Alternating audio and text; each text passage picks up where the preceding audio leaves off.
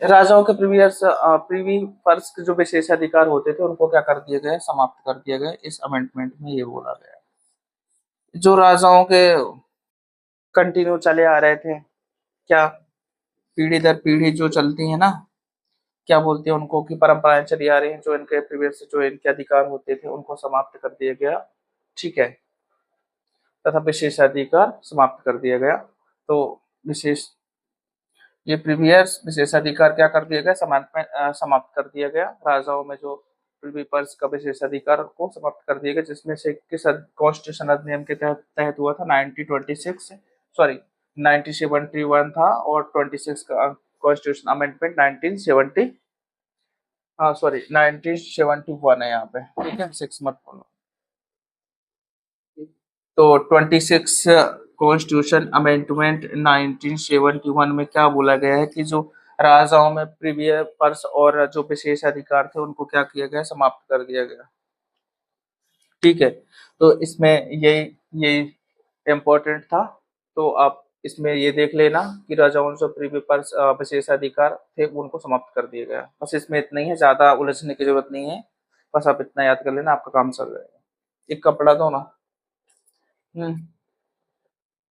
एक कपड़ा दो। एक मिनट, हाँ, यहाँ पे कुछ खराब हो गया है, मैं उसको ठीक करता हूँ।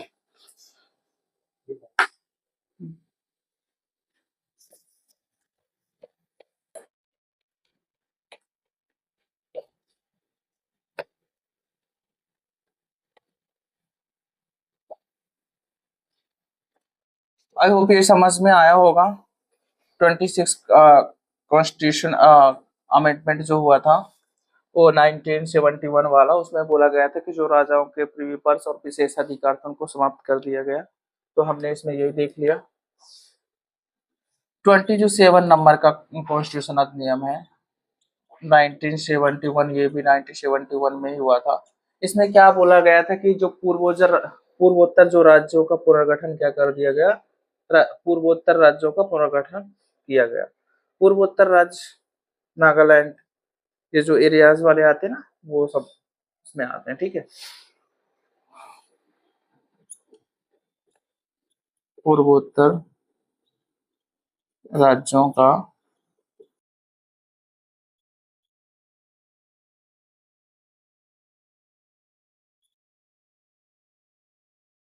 पुनर्गठन किया गया। समझ में आया? पुनर्गठन मतलब दोबारा से पुनर्गठन करना।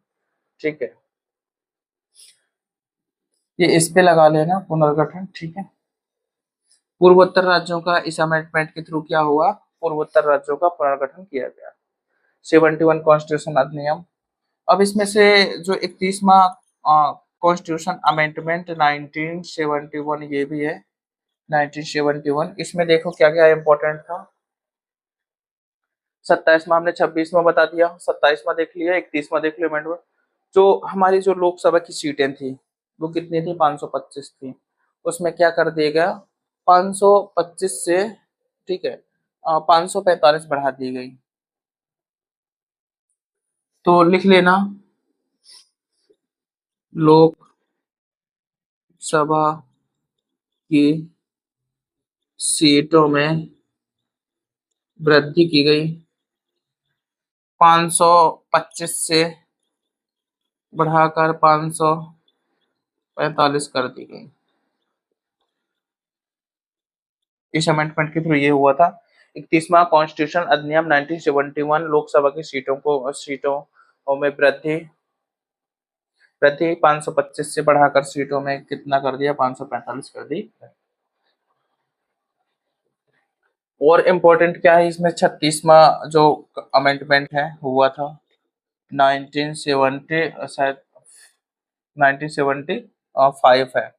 31वां 1974 लिख लेना, यहाँ पे थोड़ा सा मिसप्रिंट था, यहाँ पे 4 लिखना।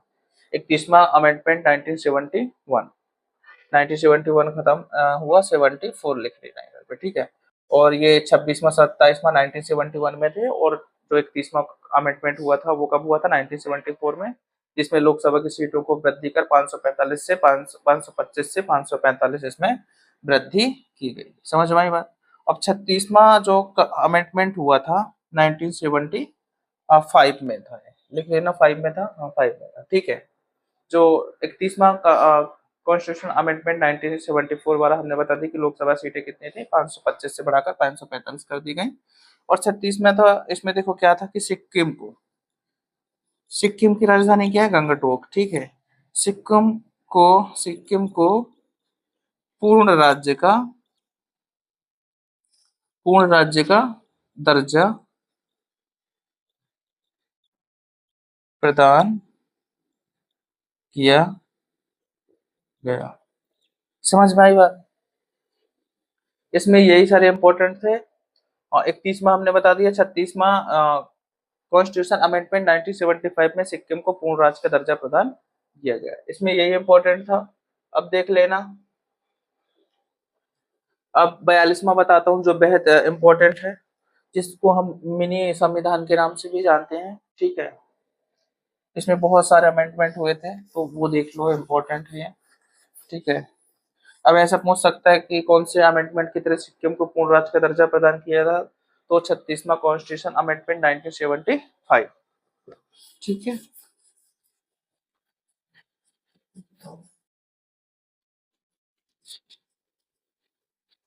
अब देखो 42वां कॉन्स्टिट्यूशन अमेंडमेंट देख लो, सही से चलो, कोई बात नहीं। देखो 42वां में क्या है, मिनी संविधान इसको क्यों बोलते हैं, इसका एक रीजन है। 42वां कॉन्स्टिट्यूशन अधिनियम 1976, ठीक है। ये आप लिख लेना, समझ लेना, इसको बहुत इंपॉर्टेंट है। इसे लघु संविधान भी बोलते हैं। इसमें बहुत सारे परिवर्तन हुए थे, बट मेनली जो इम्पोर्टेंट है वो आप लिख लेना, क्योंकि जो पेपर में आता है। जो भारतीय संविधान में क्या लिखोगे, भारतीय संविधान में जो विशेष शब्द थे,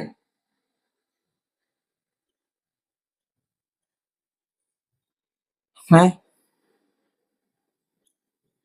जो समाजवादी, पंथ निरपेक्ष, अखंडता, जो ये 3 इंपॉर्टेंट शब्द थे ना, ये वाले, समाजवादी, पंथ निरपेक्ष और अखंडता, ये 42वां कॉन्स्टिट्यूशन अमेंडमेंट 1976 के थ्रू इसमें जुड़े हुए थे, ठीक है। को क्या करा गया, जोड़ा गया। और इसे क्या कहा जाता है, इसमें और क्या इंपॉर्टेंट है, इससे भारतीय संविधान का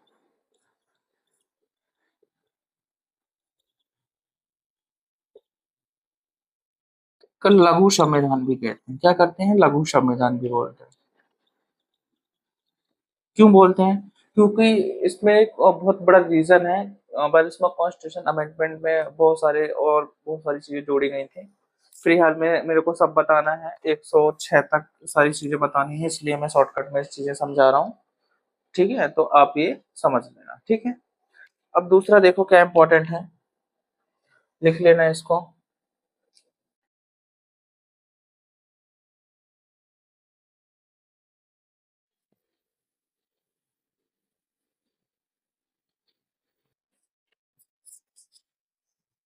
ठीक है।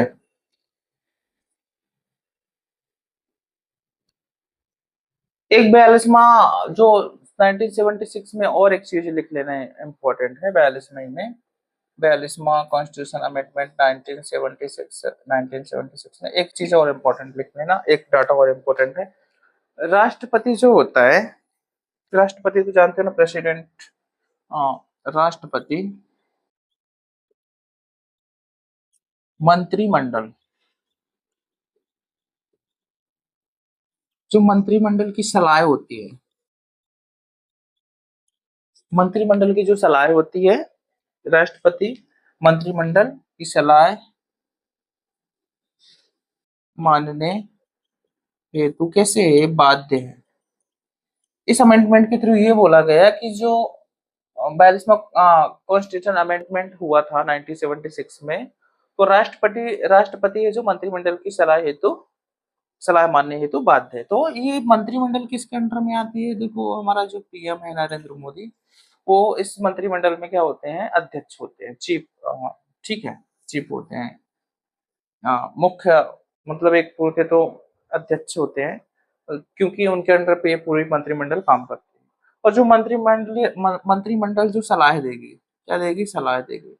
तो ये सलाह देगी, जो पीएम मंत्रिमंडल को सलाह देंगे। और जो मंत्रिमंडल है वो किसके अंडर पे? राष्ट्रपति को इस मंत्रिमंडल की सलाह मानने हेतु बाध्य होना पड़ेगा। इस अमेंडमेंट में ये भी बताया गया है, वेरी इंपॉर्टेंट है। और बहुत से प्रोसीजर इसमें हुए थे, जिसमें से ये कुछ मेन मेन बातें थी, तो मैंने बता दिया। आई होप ये समझ में आ गया होगा, इसीलिए इसको लघु संविधान भी बोला जाता है। समझ में आई बात? चलो दूसरा देख लो। ठीक है, मंत्रिमंडल किसके अधीन काम करती है? पीएम के। फिर पीएम चाहे उस जिस मेंबर को रख सकते हैं अपने अकॉर्डिंग, जिसको चाहे हटा सकते हैं, क्योंकि वो उसके अंडर में आती है। ठीक है, और इम्पोर्टेंट देख लो, 42वां तक मैंने बता ही दिया। 44वां देख लो, इम्पोर्टेंट है। 44वां क्या है? 44वां कॉन्स्टिट्यूशन अमेंडमेंट 1971। इसमें लिखो 44वां कॉन्स्टिट्यूशन अधिनियम 1978। इसमें क्या बताया गया था कि जो संपत्ति, जो पहले संपत्ति होती थी वो मौलिक अधिकार में होते थे। ठीक है, तो मौलिक अधिकार में संपत्ति को जब मौलिक अधिकार के अंतर्गत रखा जाता था, तो गवर्नमेंट कोई भी स्कीम चलाती थी, कोई भी योजना चलाती थी, कोई काम करती थी, तो उसमें क्या आती थी? रुकावट आती थी। क्यों? कैसे रुकावट आती थी?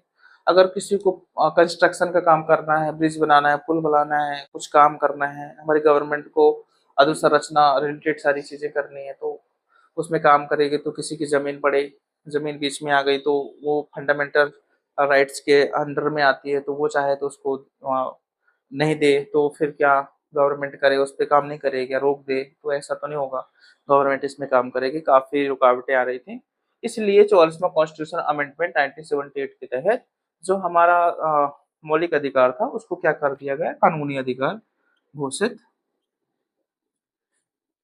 कानूनी अधिकार घोषित। जो 300A आता है आपका, उसके अंडर में आता है। ठीक है, और अमेंडमेंट ये हुआ था 44वां कॉन्स्टिट्यूशन अमेंडमेंट 1971, कानूनी अधिकार, संपत्ति के अधिकार को। किसको? जो संपत्ति है हमारी, संपत्ति के अधिकार को कानूनी अधिकार बना दिया गया। संपत्ति के अधिकार को क्या कर दिया गया? कानूनी अधिकार बना दिया गया। जिसमें से क्या हुआ कि हमारी गवर्नमेंट ने जब ऐसा किया, तो इसमें एक कैसे लिखोगे आप? ये लिख लेना अच्छे से। देखो कैसे लिखना है इसको।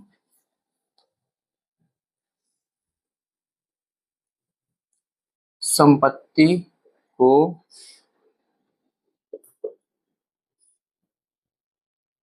मौलिक अधिकार, मौलिक लिखा है इधर, मौलिक अधिकार से हटाकर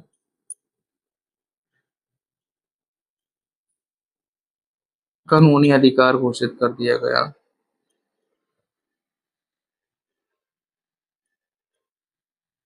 अधिकार क्या किया गया? बना दिया गया। जो अमेंडमेंट हुआ था वो 300A के तहत अंतर आता है, और ये अमेंडमेंट 44वां अमेंडमेंट 1978 के तहत में आता है। आप आई होप ये समझ में आ गया 44वां कॉन्स्टिट्यूशन अमेंडमेंट का क्या प्रोसीजर है, क्या मतलब है इसका। ठीक है, दूसरा देख लो और क्या इंपॉर्टेंट होंगे। और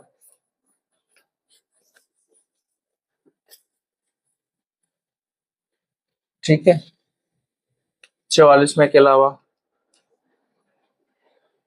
जो 52वां कॉन्स्टिट्यूशन अमेंडमेंट है 1985, 52वां कॉन्स्टिट्यूशन अमेंडमेंट 1985 वाला है, उसको समझो। देखो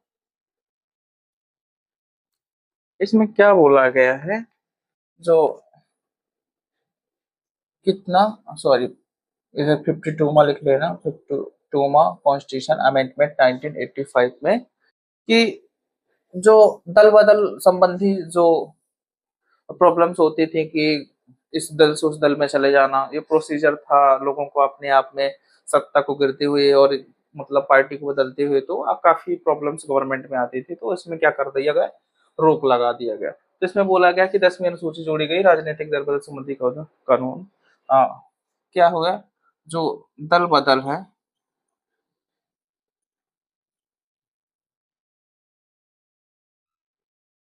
दल बदल संबंधी, लिख लेना, दल बदल संबंधी कानून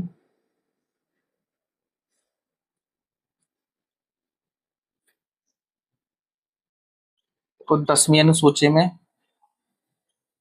10वीं अनुसूची में शामिल किया गया। क्या किया गया, शामिल किया गया। 10वीं अनुसूची में शामिल किया गया और राजनीतिक दल बदल संबंधी कानून में प्रावधान किया गया, 10वीं अनुसूची में शामिल किया गया। और दल बदल संबंधी,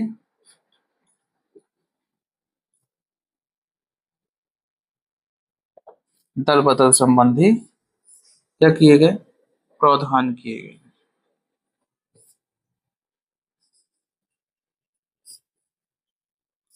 दल बदल संबंधी कानून को 10वीं अनुसूची में शामिल किया गया, ठीक है। और दल बदल संबंधी प्रावधान किए गए।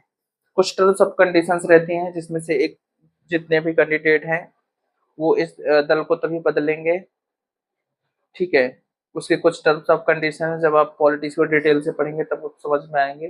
दल बदल कैसा, एक तिहाई जो बहुमत होंगे विधायक से रिलेटेड रहते हैं, जो पार्टी में देखेंगे कि ये पार्टी हमारी साइड में है, उस पर आप दल बदल कर देंगे, तो ऐसा नहीं होगा। ऐसे में गवर्नमेंट को काफी प्रॉब्लम फेस करनी पड़ती थी, ठीक है।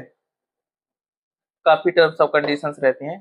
तो ये अलावा आप इतना समझ लो कि दल बदल संबंधी कानून 10वीं अनुसूची में शामिल किया गया।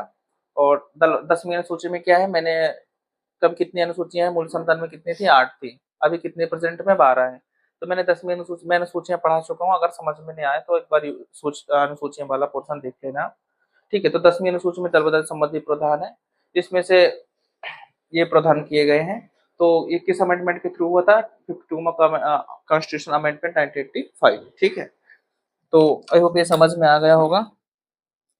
दूसरा देख लो,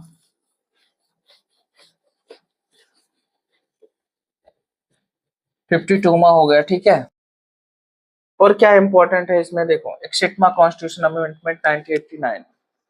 तो ये जो 61वां कॉन्स्टिट्यूशन अमेंडमेंट 1989 वाला जो हुआ था, इसमें क्या बोला गया था, सबसे इम्पोर्टेंट बात बोली गई थी, क्योंकि जो हमारी वोट डालने मतदाता सूची में जो हमारा नाम आता था, वो कितने पहले कितना था, 21 वर्ष था।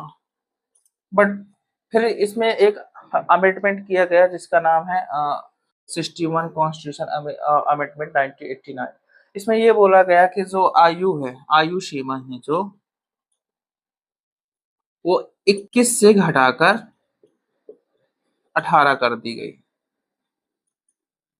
समझ में आई बात, मतलब जो जो वोट डालने की आयु होगी वो 21 वर्ष ना होकर कहाँ कितने में होगी, 18 वर्ष का भी कोई कैंडिडेट अगर एज क्रॉस कर लेता है तो वो 18 साल की उम्र में भी मतदाता सूची में उसका नाम आ जाएगा और वह वोट डाल सकता है। इसमें ये बोला गया है, सिंपल वे में आप समझ लेना कि जो 21 वर्ष की आयु है मतदान करने की, ठीक है, वो 18 वर्ष कर दी गई। तो ये किसमें है, कौन से अमेंडमेंट के थ्रू हुआ था, 61 अमेंडमेंट कॉन्स्टिट्यूशन अमेंडमेंट 1989 के थ्रू, ठीक है। दूसरा समझ लो, इम्पोर्टेंस जो थे मैं बता ही दे रहा हूँ सारी चीजें, ठीक है। इसमें और क्या इम्पोर्टेंट है देखो, ठीक है। अब इसके अलावा 62 में है, 65 में 1980, 99, 1990 जोड़ लेने इसमें, 95 कॉन्स्टिट्यूशन अमेंडमेंट 1990 वाला जो था। इसमें क्या गया है कि ST SC जो आयोग थी, ठीक है, जो इसके थ्रू क्या हुआ कि जो SC ST जो आयोग रिलेटेड थे, जिसको कमीशंस बोलते हैं, पहले प्रीलिम्स की यूनिट 10 में थे, बहुत सारे अमेंडमेंट होते थे जिसमें ST SC OBC, भारतीय निर्वाचन आयोग, मध्य प्रदेश लोक सेवा आयोग, ठीक है, और जितने भी अमेंडमेंट राज्य के होते थे और नियंत्रक महालेखक परीक्षा आयोग, जितने भी आयोग होते थे, उन उनमें बेहद इम्पोर्टेंट था यूनिट 10, जबकि वो जनजातियों में कन्वर्ट 2024 के अकॉर्डिंग जो अपना सिलेबस चेंज हुआ, तो उसमें चेंज हो गई काफी चीजें। इसमें एक ST/SC आयोग होता है, जिसमें से एक सदस्य 1+1+2, ऐसा कुछ इसकी संरचना रहती है। एक एक क्या होगा, अध्यक्ष होगा और प्लस, ठीक है, और इसके क्या होंगे, 2 या 3 के समथिंग सदस्य होते हैं। आप देख लेना अपने हिसाब से, जब आयोग पढ़ेंगे आप तो उसमें चीजें रहती हैं, अभी है नहीं रियल। जब आप मेंस में पढ़ेंगे उसकी संरचना रहती है, क्या टर्म्स ऑफ कंडीशंस रहती हैं, तो जब आप उसमें पढ़ेंगे तो समझ में आ जाएगा, ठीक है। शायद संरचना 1+1+, ठीक है, 1+3 रहते हैं या 2 रहती है, इधर पे देख लेना। एक अध्यक्ष होगा, ठीक है, और 3 अन्य सदस्य होंगे जिसके अंतर्गत में आते हैं। आप देख लेना, इसका जो गठन हुआ था 65 का अमेंडमेंट 1990 में हुआ था, ठीक है। जब आप ये पढ़ेंगे, इसका सिंपल सा वे है अगर समझना है तो 1+1+3, मतलब एक अध्यक्ष होगा, एक उपाध्यक्ष होगा, 3 अन्य सदस्य होंगे। इसकी संरचना ये फॉर्मेट रहती है। जब आप पढ़ते आप, मैं जब आयोग पढ़ा था, जब मैं पॉलिटी में पढ़ाऊंगा प्रीलिम्स की यूनिट 1, तो उसमें कुछ आयोग इंपॉर्टेंट है, तो मैं ये चीजें पढ़ाऊंगा। 1+1+3 की संरचना रहती है, जो इनकी डेट रहती है 6 से लेके 65 तक, इनके जो मतलब ये जॉब में रहते हैं, ठीक है। 2 या 1 जो भी रहेंगे यहाँ पे अन्य सदस्य रहते हैं कुछ, 1+1+3 की समथिंग रहती है। ये तो 2 रहती है, तो 3 आप समझ लेना, आप देख लेना। इसमें क्या इंपॉर्टेंट है, देखो इसमें जो आयोग है क्या है, SC/ST वाला जो आयोग है का गठन किया गया, ठीक है। जो 65वां कॉन्स्टिट्यूशन अमेंडमेंट 1990 वाला है, इसमें ST/ST आयोग का गठन किया गया। समझ में आई बात। अब दूसरा देख लो क्या इंपॉर्टेंट है, इसमें आयोग का निर्माण किया गया। बस इतनी ही सारी चीजें बताई गई हैं, ज्यादा इतना लोड इसमें है नहीं है। आप अगर पूछ देखे 65वां कॉन्स्टिट्यूशन अमेंडमेंट 1980 में क्या हुआ था, तो आप बोलेंगे ST/ST आयोग का गठन हुआ था, ठीक है। जो 73वां कॉन्स्टिट्यूशन अमेंडमेंट 1992 है, 73 कॉन्स्टिट्यूशन अमेंडमेंट 1992, इसमें क्या बोला गया था, देखो जो पंचायती राज को क्या किया गया, संवैधानिक स्थिति प्रदान की गई। पंचायती राज्य को, पंचायती राज होता है, राज्य नहीं होता, पंचायती राज्य को संवैधानिक, ठीक है, स्थिति प्रदान की गई। मतलब समझ रहे हो, 73 कॉन्स्टिट्यूशन अमेंडमेंट, यही 74 आता है। 74 कॉन्स्टिट्यूशन अमेंडमेंट 1992 इसमें भी आता है ये, ठीक है, यही है ना, 1992 ही आता है, देख लो, ठीक है। इसमें देखो क्या बोला गया है 1992 में, कि जो नगरीय पंचायत होती है, ठीक है, जो नगरीय स्थानीय शासन होता है, इस नगरीय स्थानीय शासन लिख लेना, देखो नगरीय स्थानीय शासन का दर्जा प्रदान किया गया। और क्या किया गया, इस संवैधानिक स्थिति, इसमें भी लाइट जा चुकी, कोई बात नहीं, संवैधानिक स्थिति प्रदान की गई। इसमें क्या बताया गया कि 73 74 में, कि पंचायती राज को संवैधानिक स्थिति प्रदान की गई, ठीक है। और 74 कॉन्स्टिट्यूशन अमेंडमेंट है 1922, इसमें नगरीय स्थानीय को, नगरीय जो स्थानीय शासन है उसमें क्या किया गया, संवैधानिक स्थिति प्रदान की गई। ठीक है। इसमें कुछ पार्ट रहते हैं, जो नगर पंचायत, नगर पालिका, नगर निगम, ग्राम पंचायत, विकास खंड और नगर पंचायत, ये कुछ सेक्शन पे डिवाइडेड होते हैं। तो आप ये देख लेना, समझ लेना, इसमें फिलहाल इतना ही बोला गया है। दूसरा अमेंडमेंट आप समझें, ठीक है। तो इसमें से क्या रहता है कि जो इनमें नगर पंचायत, नगर पालिका, नगर निगम, इनकी जनसंख्या अलग रहती है। जो इसमें ग्राम पंचायत आता है, विकास खंड आता है, नगर पंचायत आता है। तो इसमें जो थे, गांव के लिए 1000 संख्या चाहिए तो एक गांव कहलाएगा। इनके लिए जो नगर निगम वाला है 50 लाख प्लस जनसंख्या होनी चाहिए। तो 73-74 में जब आप पंचायती राज में पढ़ाऊंगा तो सारी प्रोसेसर इसकी समझाऊंगा, ठीक है। अभी फ्री हाल आप इतना समझ लीजिए, आगे बढ़ते हैं अपन हम लोग, ठीक है। 73 हो गया, 74 हो गया, और क्या इंपॉर्टेंट है इसमें देख लो, ठीक है। 86वां कॉन्स्टिट्यूशन अधिनियम क्या बोला गया है? 86वां कॉन्स्टिट्यूशन अमेंडमेंट 1986, सॉरी 1986 नहीं, 2002। जो 86वां कॉन्स्टिट्यूशन अधिनियम 2002 है, इसमें बोला गया है कि जो 6 से 14 वर्ष तक के जो बच्चे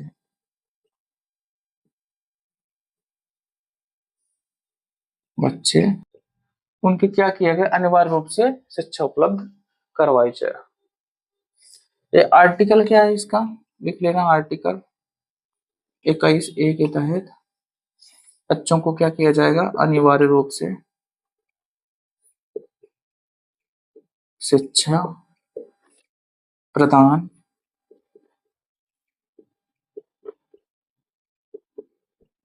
की जाएगी। समझ में आया? 86वां कॉन्स्टिट्यूशन अमेंडमेंट 2002 21A के तहत 6 से 14 वर्ष तक के बच्चों को अनिवार्य रूप से शिक्षा उपलब्ध करवाई जाएगी, इसमें ये बताया गया, ठीक है। दूसरा देख लो, 86 के अलावा जो 91 है कॉन्स्टिट्यूशन अमेंडमेंट 2003 में बोला गया है, ये 91 का कॉन्स्टिट्यूशन अमेंडमेंट 2003 में बोला गया है कि जो केंद्र और राज्यों में मंत्री परिषद की संख्या का निर्धारण किया गया है। जो केंद्र होगा और राज्य होगा, मंत्री परिषद, मंत्री परिषद की जो सीट संख्याएं होती हैं, इस संख्या का क्या होगा, निर्धारण, संख्या का क्या हो जाएगा, निर्धारण डिसाइड किया गया। समझ में आई बात? 86वां कॉन्स्टिट्यूशन अमेंडमेंट 2002 में बोला गया है कि 21 के तहत 6 से 14 वर्ष तक के बच्चों को अनिवार्य रूप से शिक्षा प्रदान की जाएगी। और 91 कॉन्स्टिट्यूशन अधिनियम अमेंडमेंट जो हुआ था 2003 में केंद्र राज्यों की संख्या का निर्धारण किया जाएगा। केंद्र में क्या संख्या होगी, राज्य में क्या संख्या होगी, उस पर रिलेटेड सारी चीजें, मंत्री परिषद की संख्या क्या है, मंत्री परिषद की संख्या का निर्धारण होगा, ठीक है। ये आई होप समझ में आया होगा। 86 में बता दिया हमने, ठीक है। और देखो इम्पोर्टेंट आर्टिकल क्या है, वो आज मैं 106 तक सारे बता दूंगा एक ही में, ठीक है। अब देखो 92वां है, 92वां कॉन्स्टिट्यूशन अधिनियम 2003, 92वां कॉन्स्टिट्यूशन अधिनियम 2003। इसमें क्या बोला गया है कि जो बोडो, डोगरी, मैथिली और संथाली भाषा को जोड़ा गया। बोडो और डोगरी, संथाली और एक भाषा क्या है, मैथिली, मैथिली भाषा को क्या किया गया, जोड़ा गया है। इस अमेंडमेंट के तहत 92 कॉन्स्टिट्यूशन अमेंडमेंट 2003 और, ठीक है, इसमें क्या गया, बोडो, डोगरी, संथाली और मैथिली भाषाओं को जो हमारी मूल संविधान में थी, मूल संविधान में कितनी अनुसूचियां थी, जो हमारा मूल सॉरी समझना, जो 8वीं अनुसूची, कौन सी 8वीं अनुसूची, अनुसूची, 8वीं अनुसूची में क्या था कि मूल संविधान में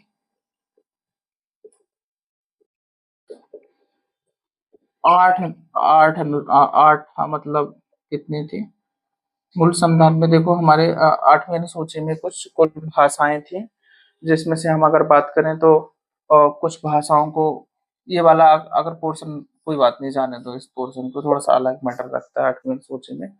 8वीं अनुसूची में ही ये भाषाओं को जोड़ा गया है, बोडो डोगरी संथाली मैथिली भाषा को जोड़ा गया है। 4 भाषाएं थी, 22 भाषाएं थी, ठीक है। तो उसमें ये 92वां कॉन्स्टिट्यूशन अमेंडमेंट 2003 में ये जो 8वीं अनुसूची है जो भाषाओं से रिलेटेड है, इसमें बोडो डोगरी संथाली मैथिली भाषा को जोड़ा गया, ठीक है। इसमें यही समझ लेना, ज्यादा बताने बैठूंगा तो बहुत ज्यादा बड़ा हो जाएगा यार, ठीक है, इतना ही समझ लो आप। जब मैं पढ़ाऊंगा, अनुसूचियां पढ़ा चुका हूँ, समझ में नहीं आया तो वहां देख लेना, ठीक है। फिर से रिवाइज में नहीं करता हूँ। 95वां कॉन्स्टिट्यूशन अमेंडमेंट देख लेना, ठीक है। तो लोकसभा और राज्य विधानमंडल में जो ST SC, देखो ये इंपॉर्टेंट है, 95वां अमेंडमेंट 2009, इसमें बोला गया है कि लोकसभा राज्य विधानसभा अनुसूचित जाति जनजातियों, अच्छा ठीक है।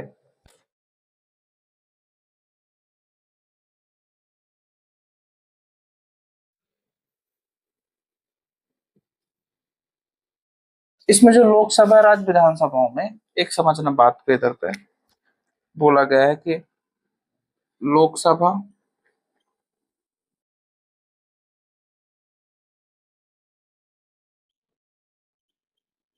राज्यसभाओं में, जो लोकसभा होंगी राज्यसभा में होंगी, उसमें से देखो कौन कौन सी आएंगे कास्ट, SC ST और आंग्ल भारतीय।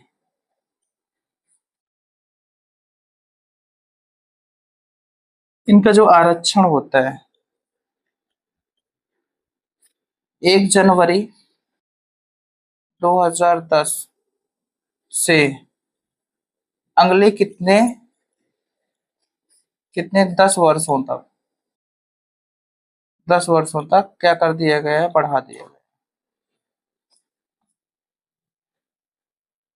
जो आरक्षण रिलेटेड मुद्दा था, लोकसभा राज्य विधानमंडल अनुसूचित जातियों तथा जनजातियों एवं आंग्ल भारतीयों के लिए आरक्षण 26 जनवरी, थोड़ी 26 जनवरी लिख लेना है घर पे, कितना है 26 जनवरी, 26 जनवरी 2010 से कितना, आगामी 10 वर्षों तक, अगले आगामी वही होता है, आने वाले आगामी या अगले 10 वर्षों तक क्या कर दिए गए, बढ़ा दिए, ठीक है। 95वां कॉन्स्टिट्यूशन अमेंडमेंट 2009 के तहत लोकसभा राज्यसभा और में से ST SC जो आंग्लेय भारतीय हैं, आरक्षण उनका कितना 26 जनवरी 2010 से अगले 10 वर्षों तक क्या किया गया है, बढ़ा दिया गया है, मतलब 10 वर्षों तक और इनको आरक्षण की सुविधा मिलेगी, ठीक है। ये कौन सा हुआ, 95वां हो गया। और देखो इम्पोर्टेंट,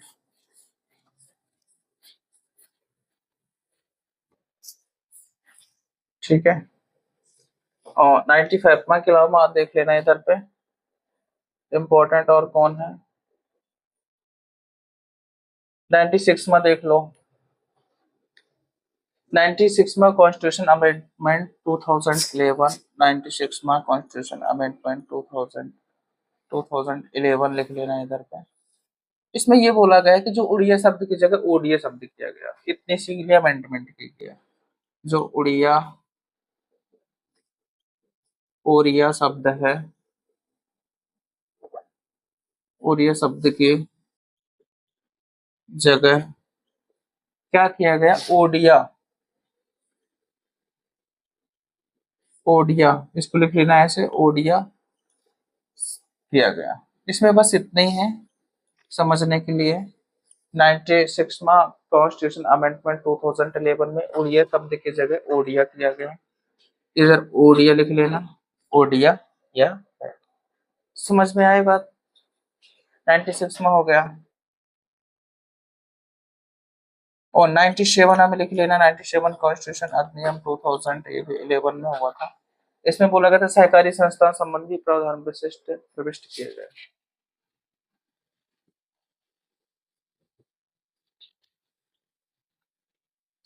सहकारी संस्थाओं लिख लेना, सहकारी है यहाँ पे, सहकारी, सहकारी संस्थाओं, सहकारी संस्थाओं संबंधी प्रावधान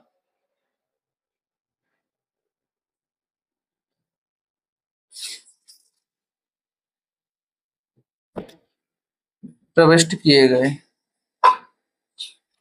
ठीक है, प्रविष्ट किए गए, ठीक है। तो इसमें ये इंपॉर्टेंट था, इसमें ये सब इंपॉर्टेंट था, छोटे छोटे हैं, समझ लेना। ठीक है, अब 99 में लिख लेना। 99 में क्या लिखोगे, छोटा सा यही लिख लो। 99 में कॉन्स्टिट्यूशन अमेंडमेंट 2014 में बोला गया था ये। इसमें बोला राष्ट्रीय न्यायिक नियुक्ति आयोग की स्थापना की गई। लिखना इसको, राष्ट्रीय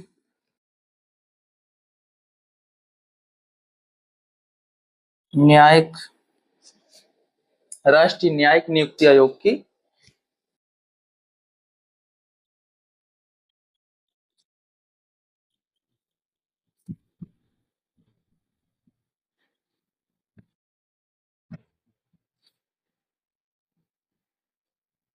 गठन किया गया। समझ में आई बात। तो 96 का कॉन्स्टिट्यूशन अमेंडमेंट 2011 में उड़िया शब्द की जगह ओडिया शब्द किया गया। 97 कॉन्स्टिट्यूशन अधिनियम 2011 में सहकारी संस्थाओं के प्रावधान विशिष्ट किए गए। 99 में कॉन्स्टिट्यूशन अधिनियम 2014 राष्ट्रीय न्यायिक नियुक्ति आयोग का गठन किया गया। समझ में आया? चलो, ये छोटे छोटे थे, मैंने लिखवा दिया। और इम्पोर्टेंट देखो क्या है।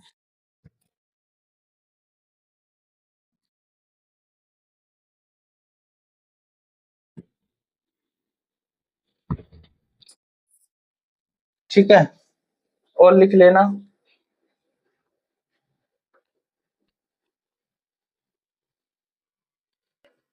जो 100वां कॉन्स्टिट्यूशन अमेंडमेंट है 2015 वाला, ठीक है, भारत बांग्लादेश की सीमा पर भूमि आदान प्रदान समझौता करने वाला।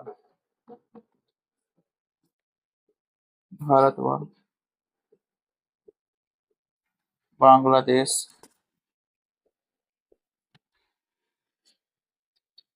भारत और बांग्लादेश भारत और बांग्लादेश, जो भारत और बांग्लादेश था, इन दोनों की जो भूमि सीमा पर भूमि आदान प्रदान समझौता करने वाला। ठीक है, एक मिनट। हाँ,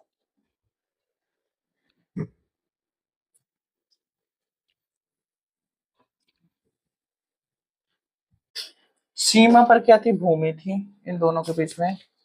सीमा भूमि का क्या कर दिया गया, आदान प्रदान, आदान प्रदान का क्या किया गया, अनुपालन किया गया। लिखना है तो लिख लेना है इसको। 100वां कॉन्स्टिट्यूशन अमेंडमेंट भारत और बांग्लादेश की जो सीमा भूमि थी उसमें आदान प्रदान का क्या किया गया, अनुपालन किया गया। इसमें इतना इंपॉर्टेंट था।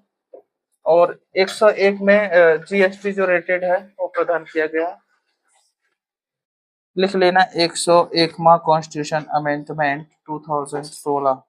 जीएसटी कब आया था, 2016 में, जो गुड गवर्नेंस टैक्स के रूप में जाना जाता है, जो हर सर्विस टैक्स लगता है सब में। तो देखो, जो जीएसटी से संबंधित विशेष प्रावधान किए गए, लिख लेना, जीएसटी संबंधित विशेष प्रावधान किए गए, विशेष प्रावधान किए गए। समझ में आई बात। जो जीएसटी से संबंधित विशेष प्रावधान है, गुड गवर्नेंस टैक्स कहलाता है ये। 101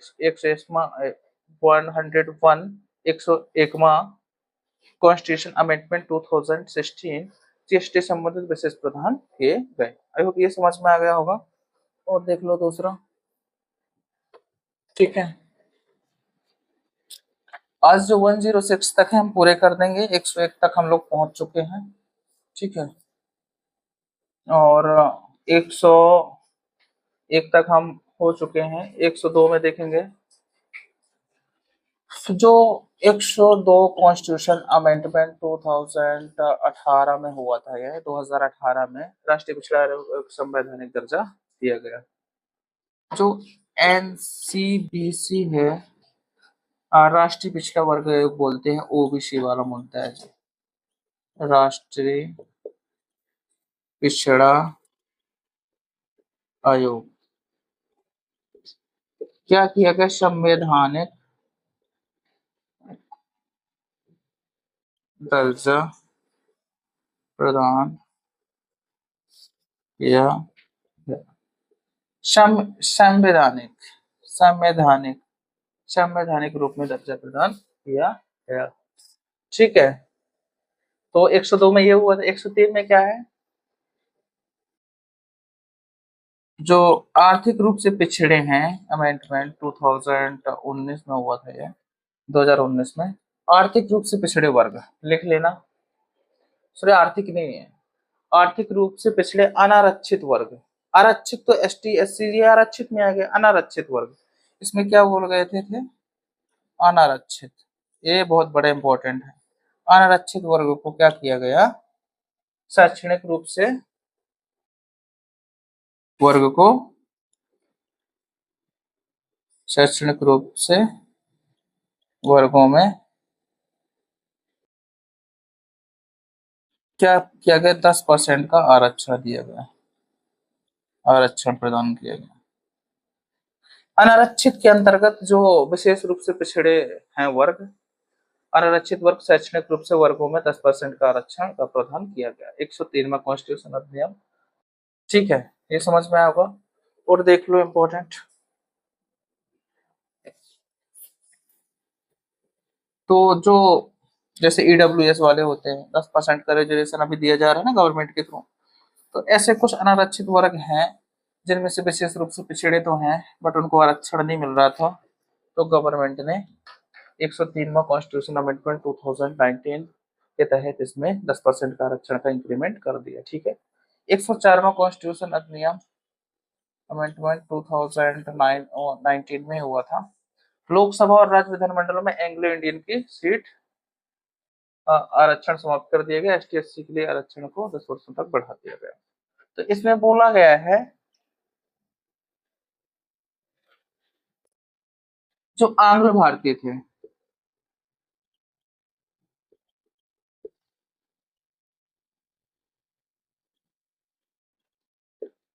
लोकसभा और राज्यसभा,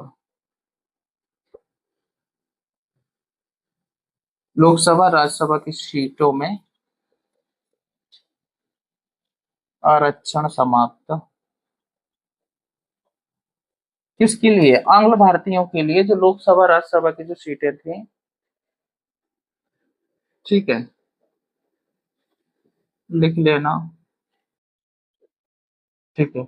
लोकसभा राज्यसभा विधानमंडलों में जो लोकसभा की सीटें थी, राज्यसभा की सीटों के इनमें सीटों में जो आरक्षण क्या कर दिया गया, समाप्त कर दिया गया। जो लोकसभा में एंग्लो इंडियन की कुछ दो दो एक दो दो के समथिंग रहती थी, उनमें क्या किया, लोकसभा की सीटें और आंग्ल राज्यसभा की सीटों में से जो आंग्ल भारतीयों की जो सीटें होती थी उनका आरक्षण क्या कर दिया गया, समाप्त कर दिया गया। और बोला गया एसटी एसटी, इसमें से बोला गया है इनका आरक्षण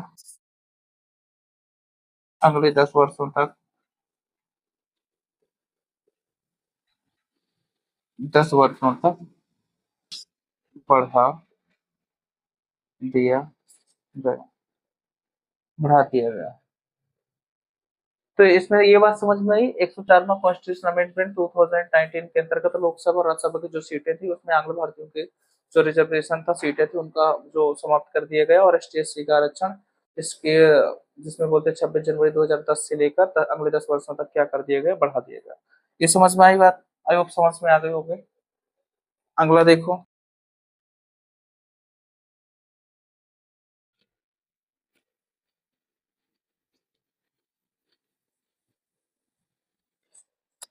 अगला क्या है, 105वां कॉन्स्टिट्यूशन ने दिया।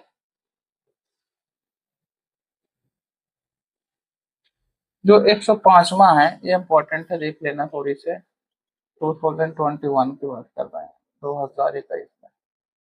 ठीक है, इस संशोधन के अंतर्गत सामाजिक शैक्षणिक रूप से पिछड़े,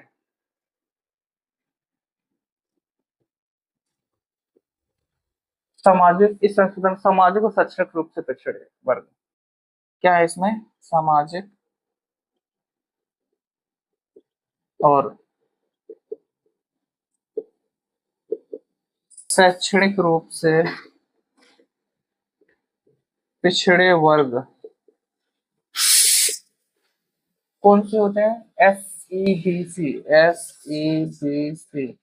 ठीक है, को मान्यता देने के लिए राज्य सरकार को शक्ति, इनको मान्यता देने के लिए क्या करा गया,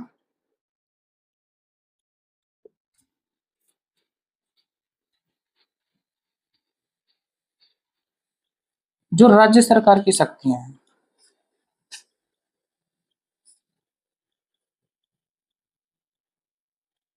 को क्या किया गया, बहाल कर दिया गया। बहाल मतलब ये खुद से निर्णय ले सकते हैं, बहाल कर दिया गया। समझ में आएगा। जो 105वां कॉन्स्टिट्यूशन अमेंडमेंट 2021 में हुआ था, सामाजिक और शैक्षणिक रूप से पिछड़े वर्ग, जिसमें से SEBC मान्यता देने के लिए इनमें क्या किया गया, जो वर्ग थे मान्यता देने के लिए राज्य सरकार की शक्तियों को क्या कर दिया गया, बहाल कर दिया गया। आई होप ये समझ में आया होगा। 106वां कॉन्स्टिट्यूशन अमेंडमेंट और देख लो, लास्ट है ये। ठीक है, ये समझ में आ गया होगा, आई होप समझ में आया होगा। ठीक है, इसमें बोला गया कि जो इम्पोर्टेंट थे, जिसमें से बोला गया कि जो शैक्षणिक रूप से पिछड़े वर्ग थे, उनको अगर मान मान्यता देना है तो राज्य सरकार की शक्तियों को क्या कर दिया गया, बहाल कर दिया गया। 105वां कॉन्स्टिट्यूशन अमेंडमेंट 2021 में हुआ था। 106वां देख लो, 2000 106वां बोला गया कि इसके अंतर्गत लोकसभा, राज्य विधानसभा, दिल्ली विधानसभा को शामिल महिला को 33% आरक्षण। इसमें लोकसभा, ठीक है, और राज्यसभा, क्या क्या है, लोकसभा और राज्यसभा।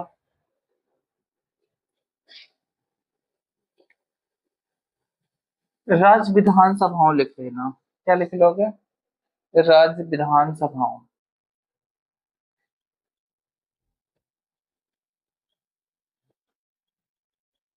लोकसभा तो है, ये राज्य विधानसभाओं में। दिल्ली भी विधानसभा में शामिल है, लिख लेना इधर, दिल्ली भी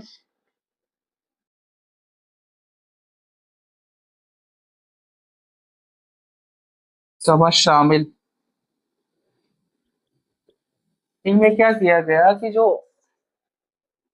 में शामिल, इनमें क्या हुआ कि जो 33% जो महिलाएं होती थी लोकसभा, राज्य विधानसभाओं में, सो दिल्ली भी विधानसभा में शामिल है। देखो, केंद्र प्रदेश के अंतर्गत आती है, विधानसभा में इसको शामिल किया गया, विधानसभा में शामिल है।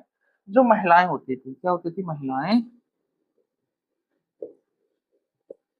इनको क्या किया गया, 33% रिजर्वेशन दिया गया, क्या दिया गया, आरक्षण दिया। ठीक है, तो इसमें यही बोला गया है कि 33% आरक्षण का प्रावधान, हाँ, किया गया। ठीक है, तो 106वां कॉन्स्टिट्यूशन अमेंडमेंट 2023 के अकॉर्डिंग लोकसभा, राज्य विधानसभा और दिल्ली विधानसभा में शामिल महिलाएं जो होती हैं, ठीक है, तो उनके लिए क्या किया गया, 33% रिजर्वेशन का प्रावधान किया गया, कि महिलाएं का जो 33% सीटें होंगी वो रिजर्वेशन की गिनती में आएंगी, महिलाएं उसमें लड़ सकती हैं। ठीक है, उसमें ये प्रावधान किया गया। आई होप ये समझ में आया होगा। तो आज का सेशन हमारा कॉन्स्टिट्यूशन अमेंडमेंट को लेकर था, तो यही हमारा सेशन एंड होता है।